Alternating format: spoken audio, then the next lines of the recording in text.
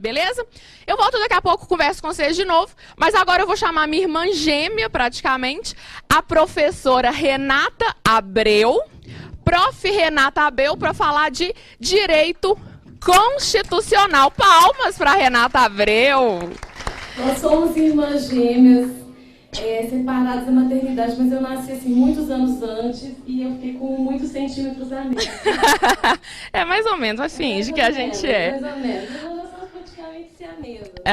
Olha só, de verdade, gente, depois eu conto das minhas adivinhações também, porque eu também no último hora H eu fui boa nessa questão de adivinhação. Mas vou contar uma coisa pra vocês. Eu nunca vi a Renata no hora H, não. Mas na minha vida tem coisa que ela fala, que tipo, ela fala no outro dia acontece. Então eu acho que tem grandes chances do que ela falar aqui cair na prova, tá bom? Então, boa aula pra vocês, boas dicas de constitucional. Daqui a pouco eu volto e aí a gente conversa de novo. Beleza? Tchau, gente. Beijo. Obrigada, querida. Gente, tendo em vista aí as várias bolas dentro que eu já andei dando por aí de questões de prova, inclusive questão de segunda fase, questão de prova oral, que eu converso com o candidato na véspera, fala questão, candidato no táxi indo fazer prova oral, eu faço assim, deixa eu te falar uma dica aí na oral o examinador vai e pergunta. Então, de vez em quando, eu dou umas coisas meio loucas assim. Então, tratem de mandar energias positivas aqui para mim, porque aí eu vou soltar muita questão de prova aqui para vocês, beleza? Quem quiser tirar foto aqui, né? Hashtag OAB Supremo, por favor, coloque me aparecendo, que eu e a Flavinha a gente disputa, assim, quem é a professora mais aparecida lá do Supremo TV, né? Eu e ela estamos mais ou menos empatadas aí, no tanto que nós somos aparecidas.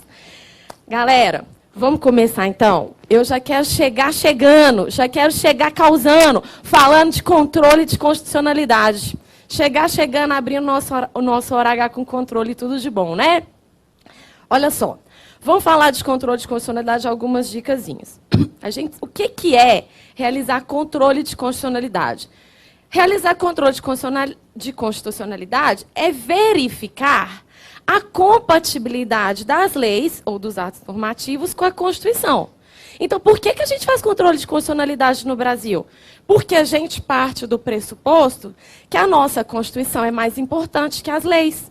Que a nossa Constituição é o fundamento de validade das nossas leis. Por quê? A nossa Constituição é formal, a nossa Constituição é rígida. Então, ela é dotada de um pressuposto chamado supralegalidade ou supremacia. Então, se tiver uma lei no Brasil que estiver em desacordo com a Constituição, essa lei é inconstitucional. E a lei declarada inconstitucional no Brasil, ela é nula desde o seu nascimento. Então, a declaração de inconstitucionalidade, seja no controle difuso, seja no controle concentrado, no Brasil, como regra, gera efeitos ex tunc, efeitos retroativos. Nós adotamos a teoria da nulidade que a gente trouxe lá dos americanos. Então, tanto no controle difuso quanto no controle concentrado, como regra, a declaração de inconstitucionalidade gera efeitos ex tunc. E o mais comum no Brasil é que o controle de constitucionalidade seja feito pelo Poder Judiciário. Pelo Poder Judiciário aí, através do controle de constitucionalidade difuso e do controle de constitucionalidade concentrado. No controle de constitucionalidade difuso, a inconstitucionalidade, ela parece paraquedas ali, no meio de uma ação qualquer. Por que o controle é difuso? Porque ele pode ser realizado por qualquer juiz ou tribunal. Então, no controle difuso, a inconstitucionalidade não é a grande vedete, a grande estrela da ação.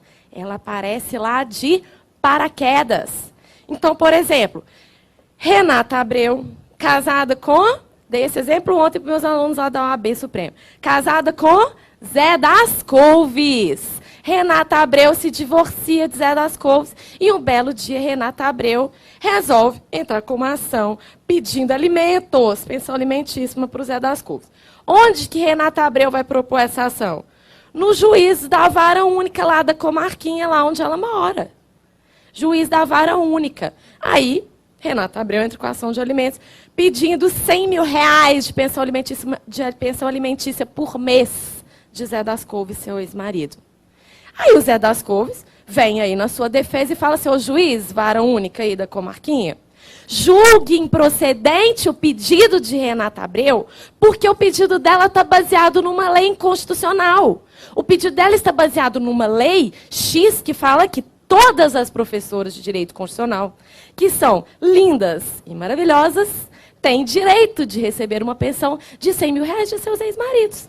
Essa lei, segundo Zé das Covas, é uma lei inconstitucional, porque ela fere dispositivos da Constituição. A Constituição fala lá do princípio da igualdade, por exemplo. Então, quem vai declarar a inconstitucionalidade dessa lei X? O juizinho lá, a vara única mesmo. Então, vocês perceberam que no controle difuso, a inconstitucionalidade, ela não é a grande estrela da ação. O que é o mérito dessa ação? É o pedido de alimentos. Pedido de pensão alimentícia. A inconstitucionalidade no controle difuso apareceu de paraquedas. Então, o juiz, para decidir o mérito, ele precisa resolver essa questão prejudicial, que é a inconstitucionalidade, primeiro. Então, ele vai ver, bom, essa lei é constitucional ou é inconstitucional? Não, realmente, essa lei é inconstitucional. Então, o juizinho lá, vara única, declara a inconstitucionalidade da lei X dentro daquele caso concreto. Então, vocês concordam comigo que no controle de constitucionalidade difuso, como ele é realizado? Por qualquer juiz ou tribunal. Nesse caso, ele foi realizado pelo juiz vara única da comarquinha lá do interior de Minas Gerais.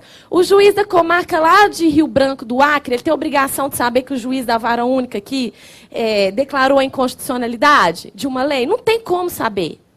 Então, os efeitos da declaração de constitucionalidade no controle difuso só podem ser efeitos interpartes.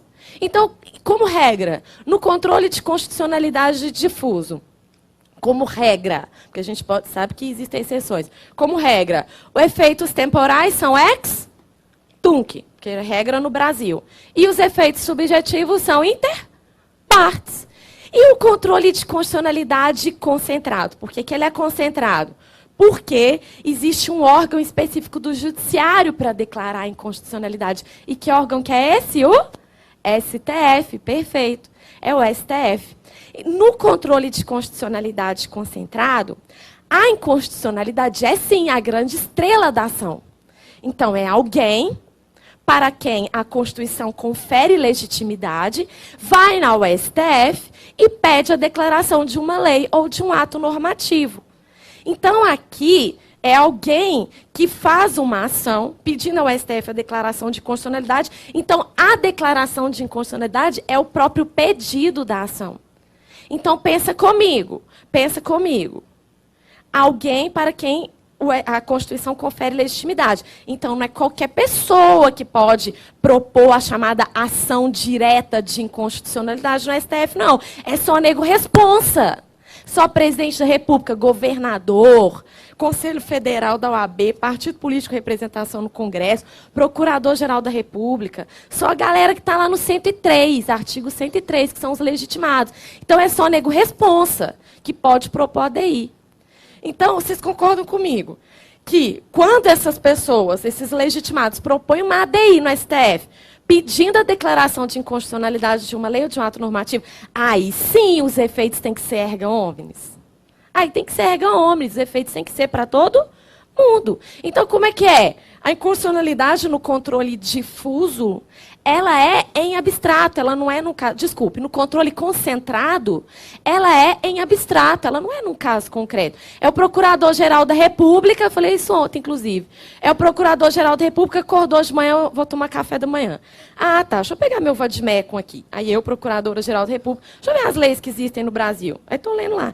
Gente do céu, tem uma lei aqui que é inconstitucional. Está falando que todas as professoras de direito constitucional, que são lindas e maravilhosas, têm direito de receber pensão alimentícia de R$100.000 de seus ex-maridos. Essa lei aqui é inconstitucional.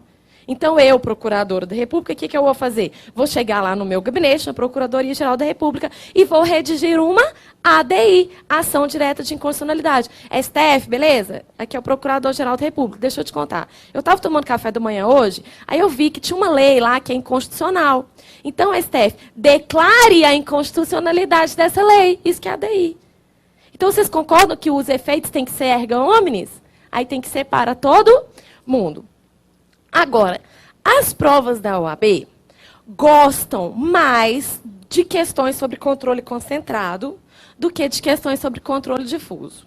Cobra controle difuso também, óbvio, mas cobra muito mais controle de constitucionalidade concentrado. Então, cobra ADI, cobra ADC, cobra ADPF, cobra mais as ações de controle concentrado. Então, eu tenho uma dica para vocês. Já falei isso para os meus alunos da OAB lá do Supremo, quem não for meu aluno, eu falo. Leia a lei da ADI e da ADC, que é a lei 9868, do ano de 99, e leia a lei da ADPF, que é a lei 9882, do ano de 99. Lei 9868 e lei 9882. São leis pequenas, fáceis de ler, mas a OAB tira muita questão de lá. Então, é um negócio que vale a pena você tirar aí meia hora do seu dia para ler essas duas leis. Nem meia hora, porque a lei é pequena, deve ter uns 20 e poucos artigos cada um. Então, eu vou dar umas dicas a partir de agora em relação ao controle de constitucionalidade concentrado, tá? Então, nós vamos falar aqui da ADI, que é a ação direta de inconstitucionalidade, da ADC, ADPF, etc. Então, vocês já entenderam o espírito da coisa do controle de constitucionalidade concentrado, né? É em abstrato, os efeitos são erga omnes. Então, a minha primeira dica é o seguinte: o STF pode declarar a inconstitucionalidade de ofício? O STF pode declarar a inconstitucionalidade de uma lei, assim, de ofício? Bom, como regra, não pode, não. Existe lá o princípio da inércia da jurisdição, não é mesmo? Não pode. Mas tem uma situação que acaba podendo. Veja comigo a seguinte situação. Vamos supor que um dos legitimados, lá do artigo 103, pede para o STF declarar a inconstitucionalidade de um artigo, do artigo 1º da Lei X. Então, pode isso, inconstitucionalidade parcial, não é da lei inteira, é só de um artigo. Tem problema? Não, não tem problema nenhum.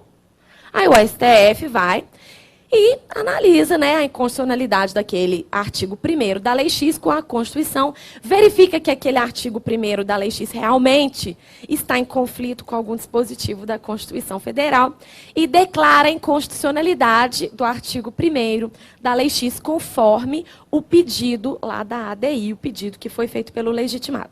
Mas vamos supor que o artigo 2º e o artigo 3º não façam nenhum sentido sem o artigo 1º. Então, o que o STF faz? Ele declara também a inconstitucionalidade do artigo 2º e do artigo 3º por arrastamento.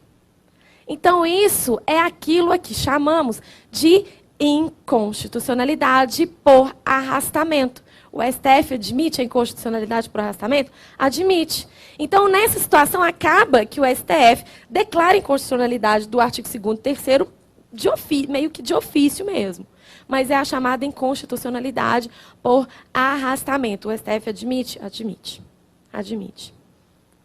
A minha próxima dica sobre o controle concentrado é a respeito da causa de pedir aberta. Princípio da causa de pedir aberta na ADI. O que é isso? Quando um dos legitimados do artigo 103 redige uma ADI, lá na petição inicial dele, ele tem que falar qual que é a lei, cuja declaração de inconstitucionalidade ele requer, e tem que falar também qual que é o dispositivo da Constituição que aquela lei está ferindo. Não tem? Ele tem que falar lá no seu pedido da ADI.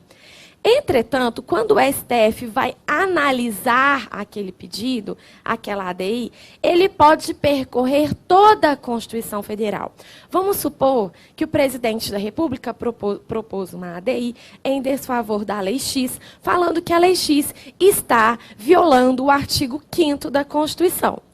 O STF, analisando aquele pedido, aquela petição inicial, entende que realmente a Lei X viola dispositivos da Constituição Federal, mas não é o artigo 5º que ele viola. É o artigo, 205. É o artigo 205 da Constituição.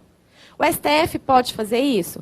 Pode, porque o STF não fica preso a distrito, aquele fundamento que foi apresentado pelo legitimado. Então, ele pode declarar a inconstitucionalidade com base em fundamento diverso, com base em outro dispositivo da Constituição. Não tem problema. Outra dica a respeito do controle de constitucionalidade concentrado é a respeito do objeto da ADI e do objeto da ADC. O que é a ADI? Ação direta de inconstitucionalidade. E a ADC? Ação declaratória de constitucionalidade. Qual que é a base constitucional, tanto da ADI quanto da ADC?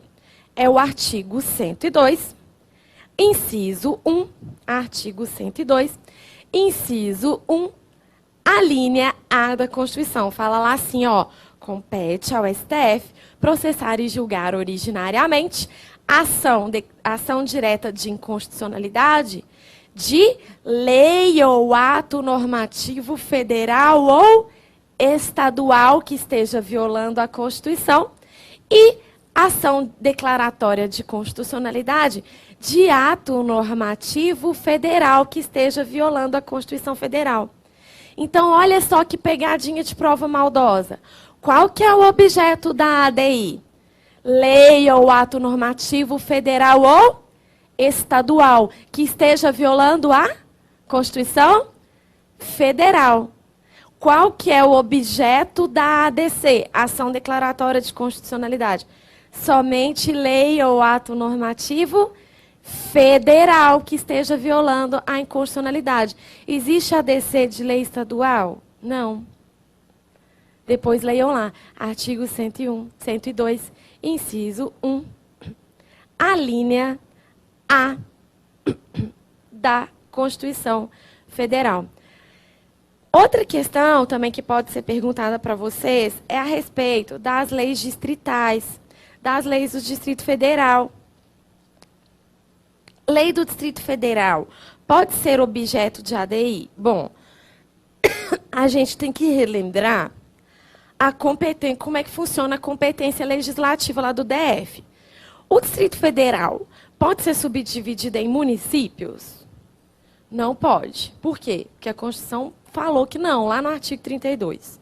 Ela fala que o Distrito Federal não pode ser subdividido em municípios. Não pode. Beleza. Se o Distrito Federal não pode ser subdividido em municípios, como é que fica a competência legislativa municipal lá no DF? Porque, por exemplo, quem institui o IPVA é o Estado. Quem institui o IPTU é o município. Aí vem o espertinho. Bom, quem institui o IPTU é município, no Distrito Federal não tem município. Então, se eu morar no Distrito Federal, eu não tenho que pagar IPTU. Isso é verdade? Não. Como que funciona a competência legislativa lá no DF? O DF tem a competência cumulativa. Ele cumula a competência estadual e cumula a competência municipal. Então, tem hora que o DF legisla como Estado, tem hora que o DF legisla como município. Então, agora eu retomo a minha pergunta. Lei do Distrito Federal pode ser objeto de uma ADI? A galera falou, pode, mas assim, é qualquer lei do Distrito Federal? Isso, perfeito. É só quando o Distrito Federal está no exercício de sua competência estadual. Então, as leis distritais podem ser objeto de ADI, mas somente quando o Distrito Federal estiver no exercício de sua competência estadual. E se uma lei municipal estiver violando a Constituição, cabe ADI em desfavor dessa lei? Lei municipal que viola a Constituição, cabe ADI? Não cabe ADI. ADI é só lei federal e estadual que esteja violando a Constituição Federal. Mas só que a gente tem uma ação do controle concentrado, que é uma ação residual, uma ação subsidiária. Se não cabe nenhuma outra ação do controle concentrado, vai caber essa ação, que é a ADPF, Arguição de descumprimento de preceito fundamental. Arguição de descumprimento de preceito fundamental. Então, se não cabe nenhuma outra ação, qual que vai caber? A ADPF. Então, as leis municipais que afrontam a Constituição Federal podem ser objeto de ADPF.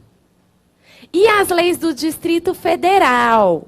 Quando o Distrito Federal estiver no exercício de sua competência municipal, vão ser objeto de ADPF e não de ADI. Tranquilinho? Ainda sobre o controle de constitucionalidade concentrado, mais uma dica, é o princípio da fungibilidade entre a ADI e a ADC. Princípio da fungibilidade entre a ADI e a ADC.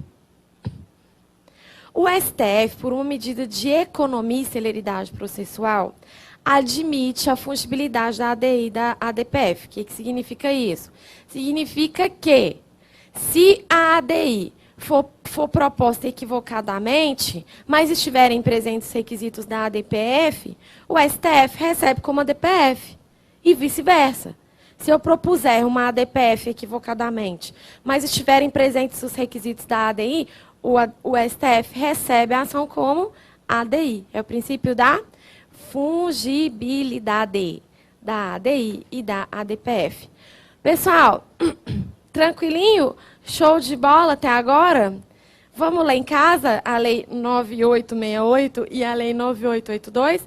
Vale a pena, porque são as do controle concentrado. Diga, qual que é o nome da senhorita? Emanuele, fala.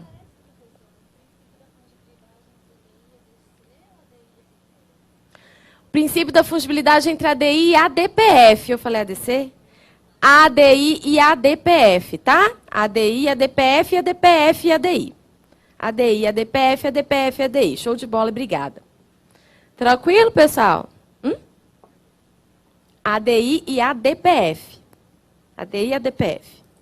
Beleza? É assim, por exemplo, ó, eu propus uma ADI contra uma lei municipal que violou a Constituição. Pode? Não pode ADI, mas pode ADPF. Então, o STF recebe como ADPF. E ao contrário, é ADI e ADPF, ADPF e ADI. Não tem nada de ADC. Viu? Show de bola. Pessoal, vamos passar para a próxima dica? Vamos passar para a próxima dica? Show de bola. Eu quero falar agora com vocês sobre...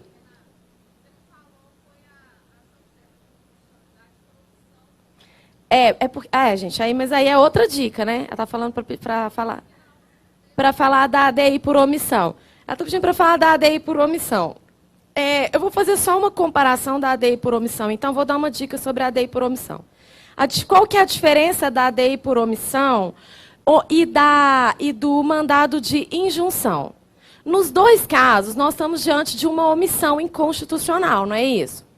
Só que, na ADI por omissão, nós estamos aí diante de uma situação abstrata. Alguém propõe uma ADI por omissão, alegando aí que falta regulamentação de uma norma constitucional. Então, propõe essa ADI por omissão lá no STF para que essa omissão constitucional seja sanada.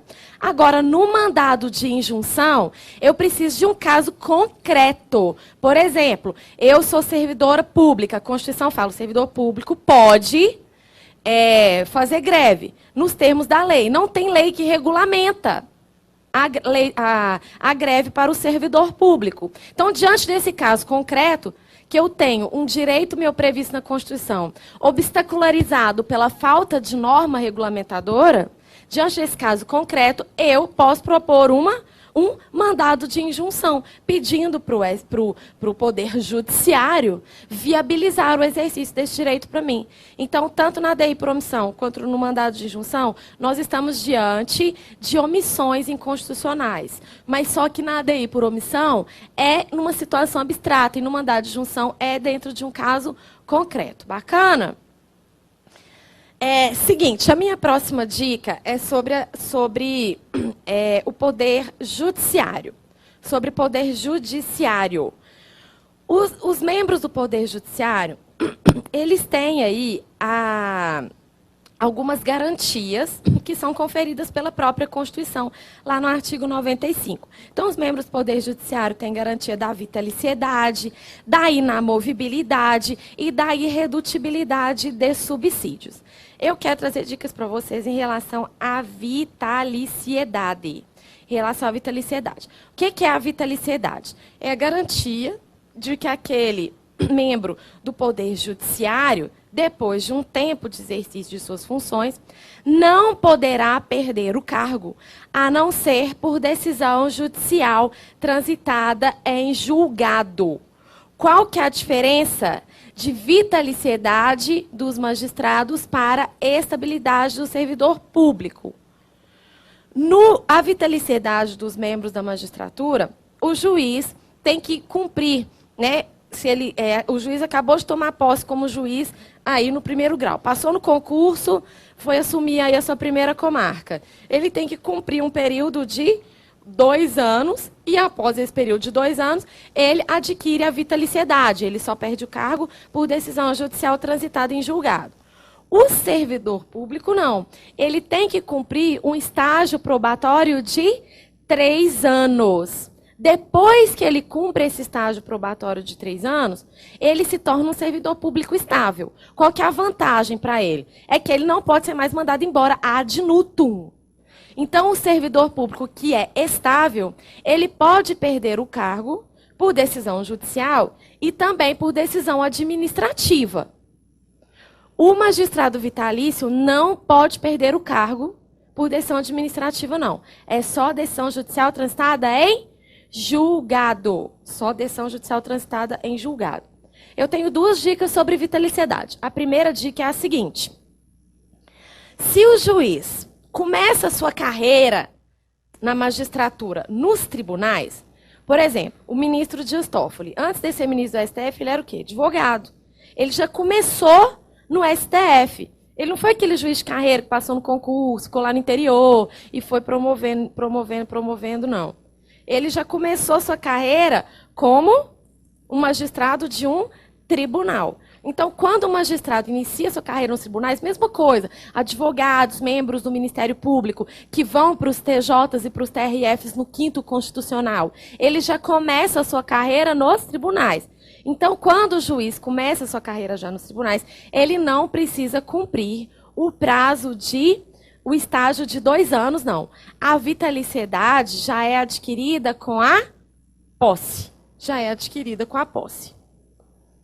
Então, a minha próxima dica sobre a vitaliciedade é a seguinte. Eu falei para vocês que se o juiz é vitalício, ele só pode perder o cargo por decisão judicial transitada em julgado. Beleza.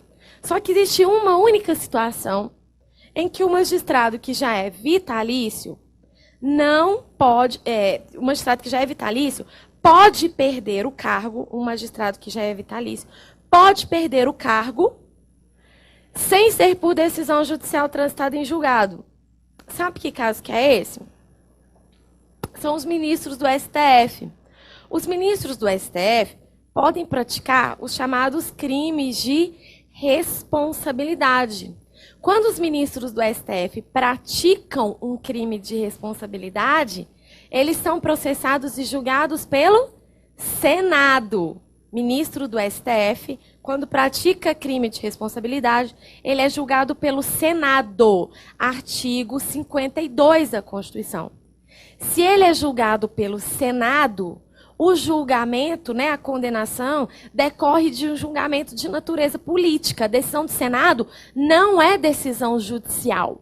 Então, ele vai perder o cargo, mas não é por uma decisão judicial transitada em julgado, é por uma decisão do Senado, que tem natureza política.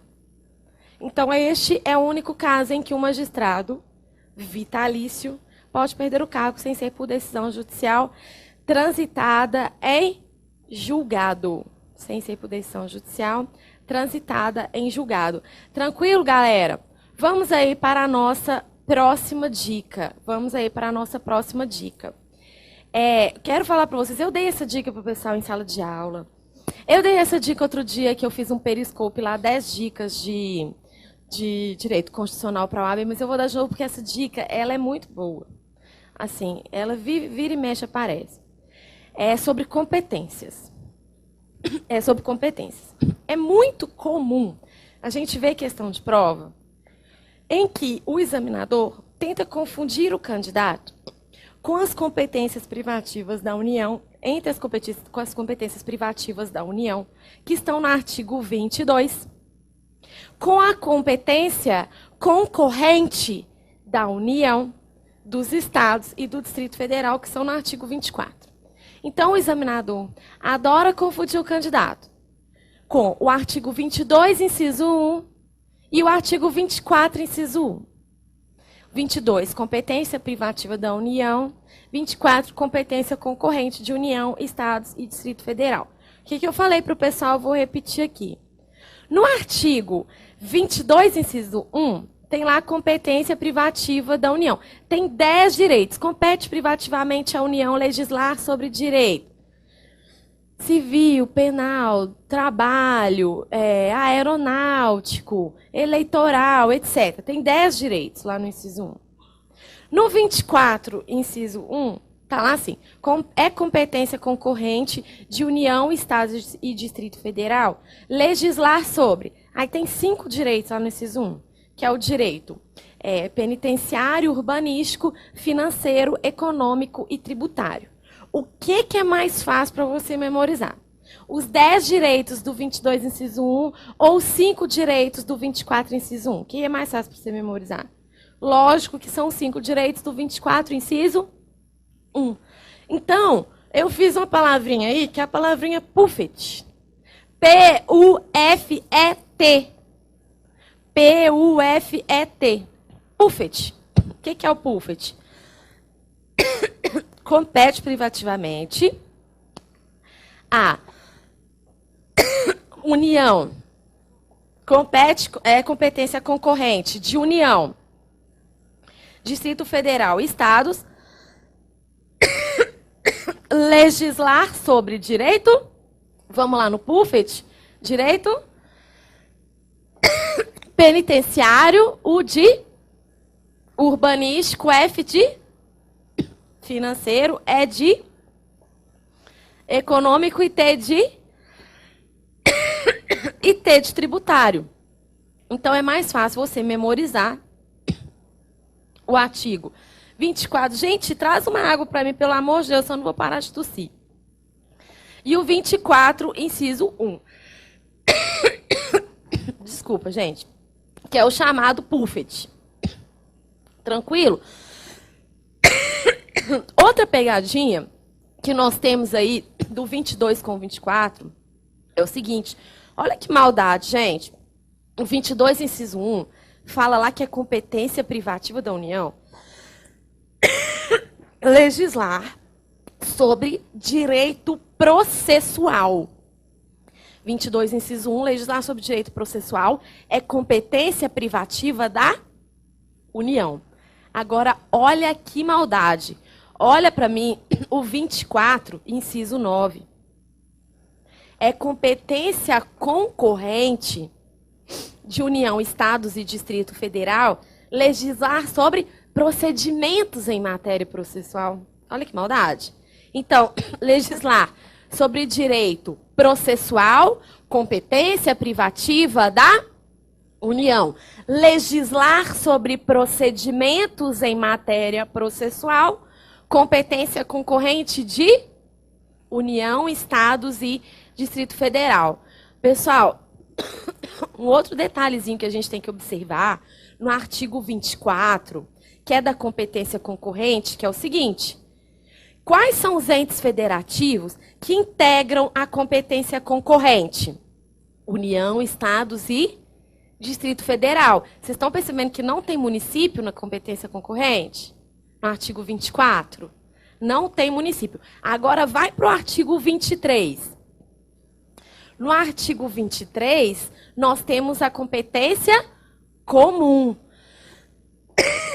Temos lá a competência comum no artigo 23. Agora, quais são os entes federativos que integram a competência comum do 23?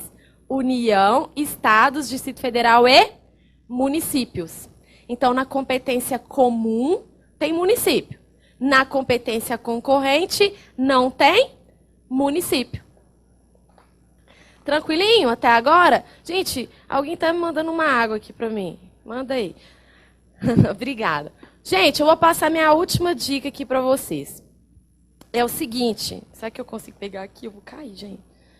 Eu já avisei, né? Quem é meu aluno sabe que eu caio no meio da aula. A galera já está acostumada comigo. Quebro óculos no meio da aula. É uma tragédia. Eu não consigo abrir a garrafa. Ô, gente, vocês podem desistir de mim, porque eu estou cada vez pior. Eu não consigo abrir. Tipo assim, vou passar sede mesmo. Eu preciso dar uma última dica. Eu preciso beber um gole dessa água. Pera aí, calma, que eu vou dar certo. Obrigadíssima de coração quem me deu essa água aqui, galera da plateia. Ô, gente, eu tenho mais uma dica. Sabe qual que é? É sobre o artigo 53 da Constituição Federal, que é a inviolabilidade parlamentar. A OAB adora dar esses casos em concreto envolvendo esse artigo 53. No artigo 53, fala da chamada inviolabilidade parlamentar, ou a chamada imunidade material. O que significa essa imunidade material? A imunidade material, ela é conferida aos parlamentares. Quem são os parlamentares? Deputados e senadores. Aos parlamentares federais, para que eles possam exercer a sua função com a mais ampla liberdade, né? E para que eles não sejam responsabilizados aí pelas suas palavras, pelos votos e pelas suas opiniões proferidas aí no exercício de suas funções. Então, isso que é imunidade material. Só que a coisa não é tão simples quanto parece, porque a jurisprudência do STF delimita para a gente qual que é o alcance dessa imunidade material dos parlamentares. Então, é o seguinte, um parlamentar xinga o outro parlamentar lá dentro do Congresso Nacional, durante um debate, durante um voto, durante uma discussão, ele xingou o parlamentar em decorrência lá dos trabalhos parlamentares, ele não poderá ser responsabilizado, por exemplo, pela prática de um crime contra a honra. O parlamentar xingou outro de corrupto, ladrão, etc. Ele não poderá ser responsabilizado, né, pela prática, por exemplo, de um crime de responsabilidade, ou de um crime contra a honra, né? Enfim. Mas se aquele xingamento que o parlamentar proferiu contra o outro, lá dentro do Congresso Nacional, não tiver nada a ver com as atividades parlamentares, um parlamentar, um deputado xinga outro parlamentar aí de baranga, de galinha, sei lá, tem nada a ver com o exercício da atividade parlamentar. Ele estará ainda assim acobertado pela imunidade material ou ele vai ser responsabilizado?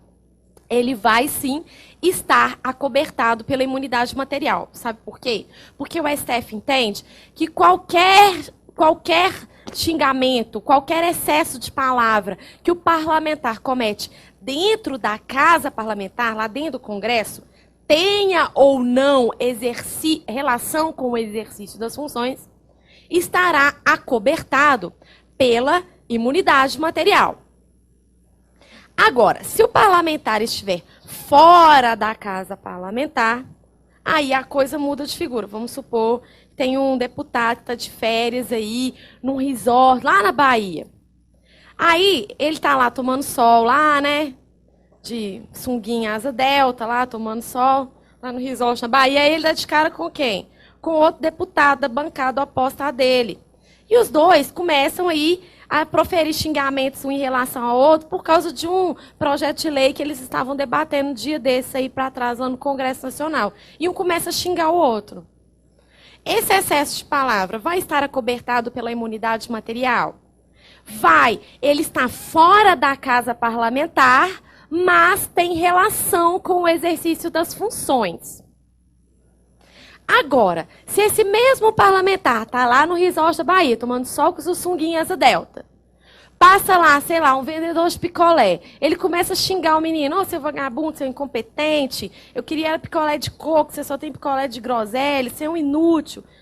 Ele vai ser ele vai ser acobertado pela imunidade material nesse caso? Não vai. Então, como que a gente tem que traçar o raciocínio? Se está dentro da casa parlamentar, tem ou não relação com as funções, ele estará acobertado pela imunidade material. Fora da casa parlamentar, eu tenho que observar. Tem relação com o exercício das funções? Tem. Então, está acobertado pela imunidade material. Não tem exercício, então, não tem relação com o exercício das funções, ele não estará acobertado pela imunidade material. Beleza, meus amigos? Eu quero dar a última dica de todas, derradeira e a melhor. Me adicionem no Periscope. Abreu, underline, RE. Né? Nós estamos fazendo um trabalhozinho bem legal lá no Periscope, né? Com dicas, discussões. Eu ia fazer a sua propaganda, mas você já se autopromoveu.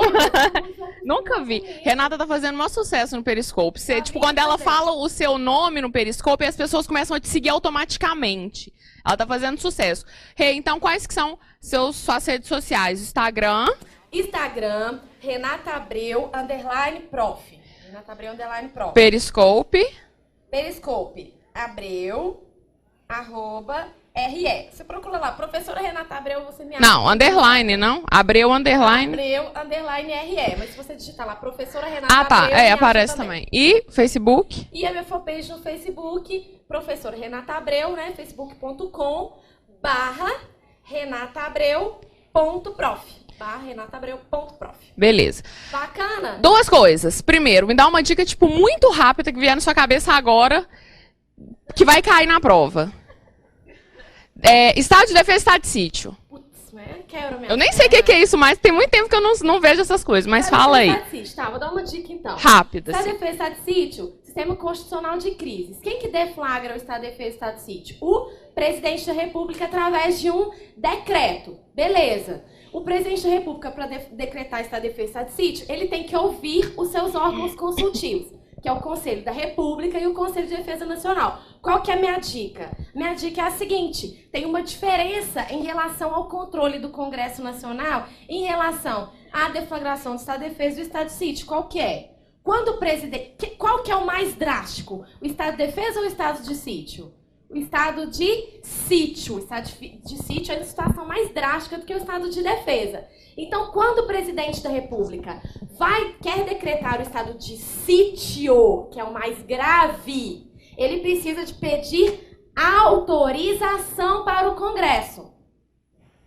Agora, quando o presidente da República quer deflagrar o estado de defesa, que é o menos grave, ele não precisa pedir autorização para o Congresso.